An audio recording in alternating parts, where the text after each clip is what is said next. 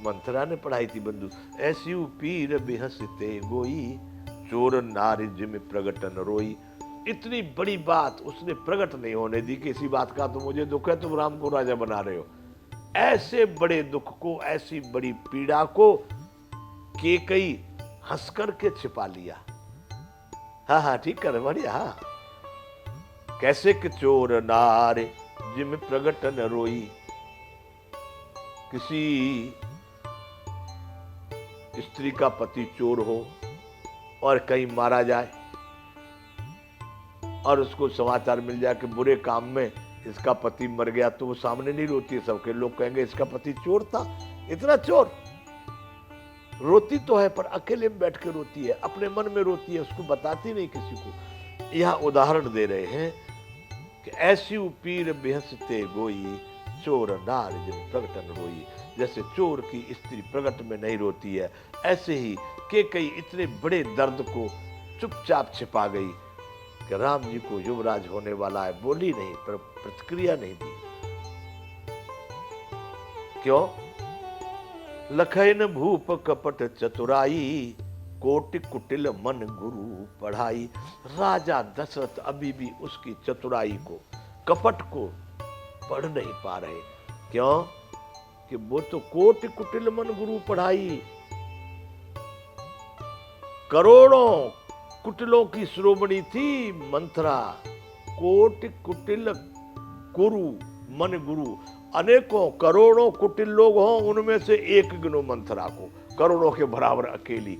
इतने कठोर हृदय वाली मंथरा ने उसको पढ़ाया था। इसलिए बंधुओं, क्यों नहीं, वो ट्रेंड हो चुकी थी, उसने वो बात प्रकट नहीं होने दी।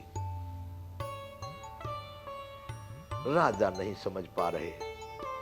अरे यद्यपि नीति निपुण नर नाहु, यद्यपि राजा सदैव नीति में निपुण थे महाराज दशरथ, तब ने इतना चक्रवर्ती सम्राट बने।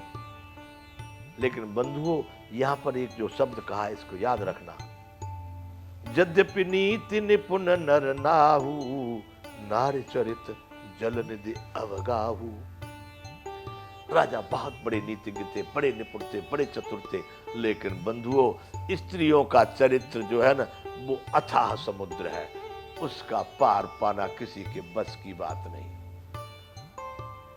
बहुत बड़ा ज्ञानी, बहुत बड़ा विद्वान, बहुत अरे बड़े बड़े ज्ञानी लोग डूब गए बंधुओं उसमें।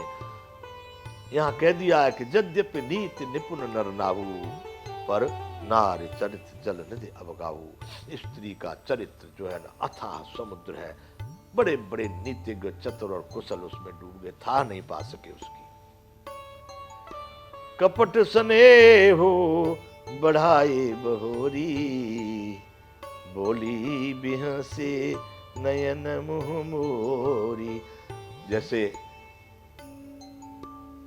नाटक वगैरह में इनमें दिखाते हैं स्त्रियों को अपना, किसी को प्रसन्न करने के लिए, रिझाने के लिए, लुभाने के लिए अनेक प्रकार के मोह बनाना, अनेक प्रकार के एक्शन करना। वैसे कपट स्नेह बढ़ाए बहोरी, झूठा प्रेम, कपट युक्त प्रेम बढ़ा करके, ऊपर से दिखा करके, नेत्र और मुंह को मोड़कर हंसती हुई, जैसे आंखें और मुंह ऐसा अदा करके फिर दिखाती है ना स्त्रियां किसी को लुभाने के लिए, वैसे यहाँ पर कपट भरे प्रेम दिखा करके, मुंह और आंख और सबका एक नक्शा प्रेम का झूठा बना करके दिखा करके राजा दशरथ से कहने लगी। क्या बोली? बेहस नैन मुख मोरी, हंसते हंसते नैन और आंख मुंह सब मोड़ करके बोल रही है। क्या बोली बंधुओं? ये है 27वां दोहा अयोध्या कांड का। मांगु मांगु पे कहु पिय, कबहु न देहु न लेहु। मांग मांग, जो चाहे सो ले ले, जो चाहे सो ले ले, हमेशा बोलते रहते हो मांग। कभी कुछ दिया है क्या आपने? न कभी देते हो, न वैसे बोलते रहते हो। और दिन कहे बरदान दुई, तेउ पावत संदेह। आपने याद है, आपने कभी मुझे 2 वरदान देने के लिए कहा था, वो भी आज तक मिलने में मुझे संदेह है, मिलेंगे कि न मिलेंगे, कब दोगे, दोगे कि नहीं दोगे। मुंह और आंखें बड़ा कपट प्रेम करके राजा दशरथ के ऊपर थोप दिया कि 2 वरदान बाकी हैं, वो भी अभी तक नहीं दिए हैं, मुझे तो उसमें भी संदेह है दोगे कि नहीं दोगे। अभी राजा दशरथ तो पूरे अपने प्रेम में और जाल में फंसे हुए हैं। जब उसने ये बात कही कि उन 2 वरदान को भी तो अभी तक आपने नहीं दिया है। अरे राजा ने कहा ये कौन सी बड़ी बात है, 4 मांग ले। उनको नहीं मालूम क्या मांगने वाली है। इतनी सी बात, जाने मरमुराओ हंसी कही, तुम्हें कुहाब परम प्रिय अहई। राजा समझ गए, हंस करके बोले 2 वरदान की बात है, मान करना तुम्हें प्रेम परम प्रिय है, तुम हमको इस तरह से खाली खाली बनाया करती, मांगती मांगते हो नहीं। अरे इसमें कौन सी बड़ी बात है, तुमको ये हंसी मस्करी बड़ी बढ़िया लगती है, कुहाब हमारा तुम बड़ा करके बात करती हो। तुमने उन बरों को थाती रखा है, अरे थाती राखे न मांगे काऊ, बिसुर गयो मोहे भोर सुहाऊ। तुमने कह दिया जब चाहूंगी तब मांग लूंगी, तुमने थाती रख रखा है, मेरे पास धरोहर रख रखा है, उन वरदानों को कभी मांगा नहीं है। और मेरा तो भूलने का स्वभाव है, तुमसे भी क्या कभी भी मांग लेती। बिसर गयो मोहे भूल स्वभाव, मेरा तो ऐसा भूलने वाला स्वभाव है, भूल गया, मुझे वो प्रसंग याद ही नहीं रहा कि तुम्हारे 2 वरदान तो रोज पूछता रहता, बोलो आज चाहिए आज चाहिए, पर मैं भूल गया था। इसमें कौन सी बड़ी बात है। अब जाओ, झूठे हूँ हम ही 2 सुजन देऊ, 2 के 4 मांगू मकुलेऊ। दोष देना बंद करो, हमको झूठा दोष मत दो, चलो 2 नहीं 4 मांग लो। वाह भाई वाह, महाराज दशरथ भी बड़े दिलावर हैं। 2 के, अरे साहब 4 तो जाने दो, 2 में भी तो अपनी जिंदगी को बचाओ महाराज, बड़ी खतरनाक बात है। महाराज दशरथ बड़े प्रसन्न होकर के, क्यों समझ गए, अब तो वस्त्र आभूषण पहन के टनाटन बढ़िया, तो हमारी बात कर रही है, हमसे ठीक ठाक है, बड़ी प्रेम में आ गई है रानी। अच्छा चलो तुम झूठ हमको दोष मत दो, और आज के बाद कभी दोष मत देना। 2 नहीं तुम चलो 4 मांगो, 2 के 4 मांगू मकुले, 4 मांगो। और सुनो के कहीं तुमको पता नहीं है, रघुकुल ये चौपाई भारत में बहुत ज्यादा चलती है, सब लोग इस चौपाई को, झूठे लोग भी इस चौपाई को बोला करते हैं, जो बहुत ज्यादा झूठ बोलते हैं ना वो इस चौपाई को जरूर बोलते हैं कि रघुकुल रीति सदा चले आई, प्राण जाए बरु बचन न जाई। ये तो रघुकुल की रीति, वहां पर प्राण जाए पर बचन नहीं जाए, पर अब झूठे लोग कह देते चौपाई को रघुकुल रीति सदा चले आई। हाँ भाई, प्राण जाए बचन नहीं जाएगा, हमारे प्राण भले चले जाए। तो बंधुओं, राजा दशरथ ने कैकेयी को कहा है कि तुम जानती हो रघुकुल की रीत, हमने तुमको वचन दिया जो मांगो वही दूंगा।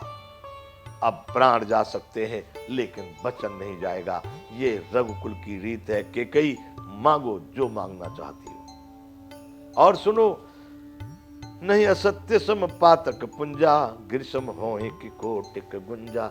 असत्य से बड़ा कोई पाप नहीं है, सबसे बड़ा पाप होता है तो झूठ बोलना। लड़के याद रखो सब, इस संसार में यदि सबसे बड़ा पाप है तो वो झूठ है। राजा दशरथ कह रहे हैं कि असत्य के समान कोई भी बड़ा पाप नहीं है। अरे 1 करोड़ पत्थर के टुकड़े इकट्ठे कर लो तो भी पहाड़ थोड़ी बन पाएगा। 1 करोड़ पत्थर के टुकड़ों से भी पहाड़ नहीं बन सकता, पहाड़ के बराबर वो नहीं हो सकते। इसलिए और दूसरे जो पाप हैं वो छोटे हैं, लेकिन सबसे बड़ा पाप असत्य है। मैं सत्य कहता हूं, तुम जो मांगो वही दूंगा। अरे सत्य मूल सब सुकृत सुहाए, वेद पुराण विदित मनु गाए। सत्य ही समस्त उत्तम सुकृतों का, पुण्यों की जड़ है। यह बात वेद पुराणों में प्रसिद्ध है और मनु जी ने भी यही कहा है। वेद पुराण विदित मनु गाए, महाराज मनु ने भी इसी बात को कहा है। सत्य से बड़ी कोई भी तपस्या नहीं, सत्य से बड़ा कोई पुण्य नहीं। और ये तो सत्य की मैं तुमको दुहाई दे रहा हूं, लेकिन मैंने तुमको पहले राम की शपथ कही है। ते पर राम शपथ करे आई, सुकृत स्नेह अवधि रघुराई। मैंने तो तुमको वचन दिया है, राम की शपथ मैंने ली है कि तू जो मांगेगी वही दूंगा। कैकेयी बिल्कुल आगे पीछे नहीं करूंगा। अब और राम तो मेरे सुकृत पुण्य और स्नेह की सीमा है, मैं राम के अतिरिक्त नहीं जी सकता, और राम तो मेरे पुण्य और प्रेम की सीमा है। मैंने तुझको राम की सौगंध कही है, तू अपना वरदान मांग ले।